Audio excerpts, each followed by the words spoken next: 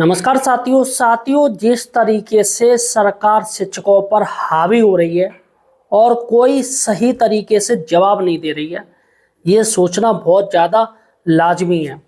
सबसे बड़ी बात है कि सुप्रीम कोर्ट में भी साथियों शिक्षक एक नहीं हो पाए हैं, जबकि नौकरी जाने का खतरा हो गया तब भी टीचर्स एक नहीं हो पाए हैं। आप ये जान लीजिए, अभी भी साथियों सभी मठाधीश बनना चाहते हैं, सभी क्रेडिट लेना चाहते हैं, लेकिन अब कोई क्रेडिट नहीं लेना चाह रहा है। अब सभी हट गए। अभी तक साथियों रिव्यू पिटीशन सब अलग अलग दायर कर रहे थे कि हमारा संगठन अलग करेगा, हम अलग करेंगे, हम अलग करेंगे, हम अलग करेंगे। लेकिन साथियों अब जब फैसला आ गया है, सुप्रीम कोर्ट ने कह दिया, तो सभी के मुंह उतर गए। और साथियों अभी भी एक सुर की बात नहीं हो रही है। सबसे बड़ी बात है, ये 5 उंगली है, पांचों बिखरी पड़ी हैं। ऐसी साथियों संगठन है जो बिखरे पड़े हैं। जब तक ये इकट्ठे नहीं होंगे तब तक इनका मुक्का नहीं बनेगा। अब जब इनका मुक्का बन जाएगा तो साथियों किसी के मुंह पे पड़ेगा तो उसकी बत्ती सी बाहर आ जाएगी। लेकिन साथियों ये मुक्का बनना चाहे तभी तो बनेंगे, ये मुक्का बनना ही नहीं चाह रहे हैं। इनको सिर्फ अपनी कुर्सी की पड़ी है। इनको पड़ी है कि भैया हम क्रेडिट ले लें, हम क्रेडिट ले लें। भैया क्रेडिट ले लेना, कोई दिक्कत नहीं, लेकिन शिक्षकों का भला तो हो जाए। अभी देखा जाए तो साथियों शिक्षकों का सारा उनके ऊपर उल्टा ही पड़ रहा है। जी हाँ साथियों, किसी ने मुझे मैसेज किया है साथियों, मैसेज काफ़ी मज़ेदार भी है। जी हाँ साथियों, मैसेज आपको मैं दिखाने जा रहा हूँ, एक एक चीज़ आपको बताऊंगा। और साथियों मुझे लग रहा है कि आप शिक्षक संगठनों पर नाराज भी होने वाले हैं। जी हाँ साथियों, अतः साथियों सही और सटीक जानकारी के लिए आप हमारे चैनल एम्प्लॉयड हेल्पर को सब्सक्राइब जरूर कीजिए, हमें सपोर्ट कीजिएगा, चैनल को सब्सक्राइब कीजिएगा। देखिएगा साथियों, सबसे बड़ी बात है कि 36 संगठन मैदान में उतरे पड़े हैं। जी हाँ साथियों, 36 संगठन मैदान पर उतरे पड़े, जिसमें 72 अध्यक्ष हैं।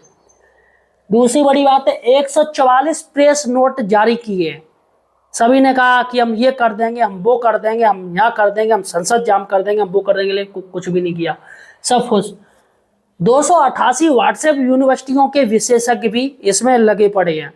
सभी भाई साहब विशेषज्ञ अपने आप को दिखा रहे हैं, सभी कह रहे ये है, सभी कह रहे वो है।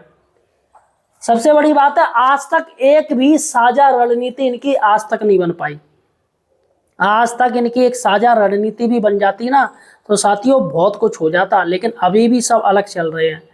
देखिएगा, मैं आपको बता दूं, ऑल इंडिया प्राथमिक टीचर संघ और TFI teacher federation of India, UTA united teacher association, अटेबा जो पेंशन का मामला उठाती है, टीएससीटी ये साथियों जो बीमा देती है 50 लाख, किसी की मौत होती है तो, महिला शिक्षक संघ, महिला संघ और जूनियर शिक्षक संघ और बीटीसी वेलफेयर, ये साथियों अभी भी अलग ही हैं, अभी भी ये एक नहीं है। सभी के साथियों मीटिंगें होती, सबकी अलग होती हैं, सभी के अलग बनने। इसलिए साथियों ये जो रिव्यू पिटीशन दायर की गई थी, जो साथियों करीब 65 प्लस हो गई थी, इसी वजह से 65 प्लस रिव्यू पिटीशन हो गई थी और 150 से ज़्यादा वकील हो गए थे इसी वजह से। अब भैया जहाँ 150 से ज़्यादा वकील हो गए, यहाँ पर भीड़ होगी, तो जहाँ पर भीड़ होती है तो वहाँ पर मालूम क्या होता है, चलो मैं आपको बता दे रहा हूँ क्या होता है। वहाँ पर होता है जज साहब बैठे, हाँ भैया उत्तर प्रदेश के कौन वकील हैं सर, हमें और आपकी पूरी टीम सर है, चलो बोलो 2 मिनट का टाइम मिल रहा है, हो गई अटेंडेंस। हाँ भैया पश्चिम बंगाल के कहाँ हैं सर, हम लोग हैं, और कौन, हाँ ये है, बोलो 2 मिनट को टाइम है। हाँ पंजाब के कौन हैं, हाँ सर आप हो, ठीक है, दिल्ली के अटेंडेंस हो रही है। भैया जज साहब क्या कर रहे थे, क्योंकि वकील ज़्यादा थे, रिव्यू पिटीशन भी ज़्यादा थी, तो सुनवाई कैसे करते वो सुनवाई कैसे करते, सभी वकील अपने अपने तर्क दे रहे थे। महिला संगठन के जो वकील कह रही थी, महिला संघ ने, जो महिला शिक्षक संघ है, उन्होंने वकील भी महिला ही की। भैया महिला शिक्षक संघ है, सारी महिला जोड़ी, तो वकील भी महिला ही हम करेंगे, तो जजमेंट भी किसी महिला के पास ही ले जाते। महिला शिक्षक संघ की वकील कह रही हैं कि जज साहब टेट तो समय पे होते ही नहीं है, राज्य सरकार टेट करवा ही नहीं रही है। मतलब आप टेट का विरोध कर रहे हैं या सपोर्ट की बात कर रहे हैं, जिसमें जज साहब बोले ये फालतू की बात मत कीजिए, टेट करवाना राज्य सरकार का वो मामला है, वो जाने। जिस पर साथियों फटकार लग गई। फिर कहती है महिला शिक्षक संगठन आ गई अपनी असली बात पर कि सर राज्य केंद्र सरकार महिलाओं को 33% आरक्षण देना चाह रही है, तो आप ऐसा कीजिए महिलाओं को टेट से मुक्त रखिएगा और पुरुषों पर टेट कर दीजिएगा। बताइएगा साथियों, ये महिला शिक्षक संगठन की वकील थी, जो अपनी महिला वाली बात पर आई गई, मतलब पुरुषों को टेट देने दीजिए और महिलाओं को माफ कर दीजिएगा। जिस पर साथियों जज साहब ने फटकार दिया कि आप फालतू बात मत कीजिएगा, फालतू बात मत कीजिएगा, टेट सभी के लिए लागू होगा, किसी एक को लाभ नहीं दिया जाएगा। जिस पर साथियों तमाम जो जज साहब थे, दोनों जज साहब, वो नाराज हो गए। कोई आ गया, सर हम अनुसूचित जाति में आते हैं, हम एसटी में आते हैं, हमारे यहाँ वैसे भी एजुकेशन नहीं है, तो हमें लाभ दिया जाए अनुसूचित जाति की वजह से। जिस पर साथियों जज साहब ने कह दिया आप पास होइएगा, आपको आरक्षण दे रखा है भाई, 5% का तो आपको लाभ दे रखा है, 82 नंबर लाइएगा पास हो जाइएगा, आप पर 82 नंबर भी नहीं आ रहे। तमाम साथियों तर्क दिए जा रहे थे, फालतू के तर्क, कि सर ऐसा कीजिएगा 4 साल का टाइम दे दीजिएगा, शिक्षक 4 साल में कर लेंगे, आप टाइम दे दीजिएगा। समझ में नहीं आ रहा कि वकील ये शिक्षकों का साथ दे रहे थे या जज साहब की ही बात पे बात कर रहे थे। सबसे बड़ी बात है कोई वकील सही से अपनी चीज वो रख नहीं पाया। सिर्फ मुझे लग रहा है कि 2-3 वकील थे जिन्होंने सही बात रखी। एक अटॉर्नी जनरल थे मुकुल रोहतगी, उन्होंने रखी बात, और सलमान खुर्शीद थे, उन्होंने साथियों ये बात अपनी सही से रखी है। और बाकी के वकील साथियों जो औने पौने टाइप के वकील थे वो कोई भी सही से बात नहीं रख पाए। सही बात ये है, तो इसलिए साथियों सही वकील करना चाहिए। तो यहाँ पर सभी के सभी सबके अलग वकीलों, सभी की पॉलिसी है, सबकी स्ट्रेटजी अलग है। आपको पता होगा कि दिल्ली में धरना प्रदर्शन हुआ था, नवंबर में धरना प्रदर्शन का पूरा रूपरेखा बन गया था, सभी का अलग अलग था, कि टीएफआई का अलग था, इनका अलग था, अटेवा का अलग था, सभी का अलग था धरना प्रदर्शन। सभी अपने अपने धरना प्रदर्शन अपनी चमकाने में लगे थे कि टीचर्स किसके साथ ज़्यादा है।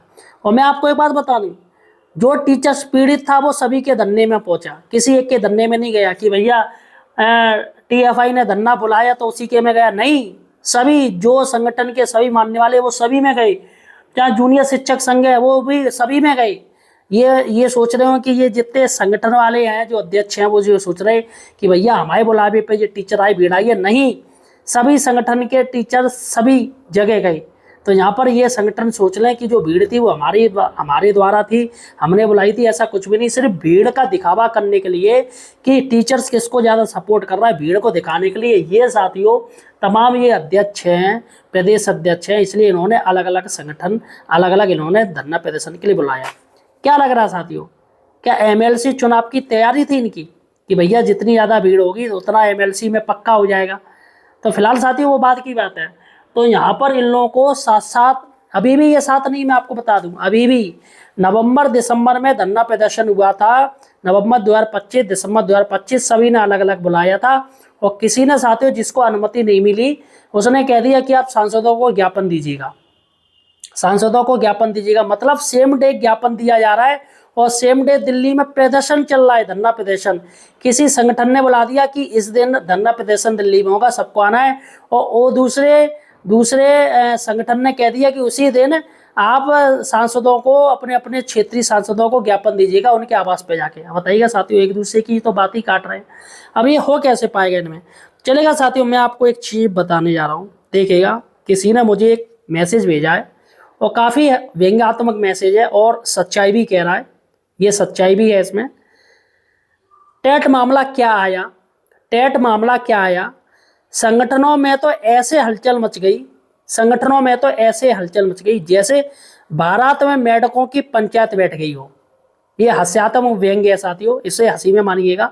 मेरे पास मैसेज किया है, कोई बोला हम कोर्ट हिला देंगे, कोई बोला हम कोर्ट हिला देंगे, दूसरा बोला हम धरना लगा देंगे, दूसरा बोला जो प्रदेश अध्यक्ष जो भी अध्यक्ष हैं हम धरना लगा देंगे, तीसरा बोला हम दिल्ली तक पैदल मार्च करेंगे।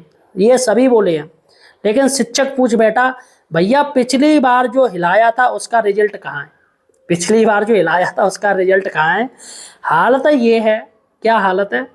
36 संगठन चल रहे हैं, उनके 72 अध्यक्ष हैं, 144 प्रेस नोट और 288 व्हाट्सएप यूनिवर्सिटी के विशेषज्ञ हैं, लेकिन एक साझा रणनीति आज तक नहीं बन पाई, आज तक।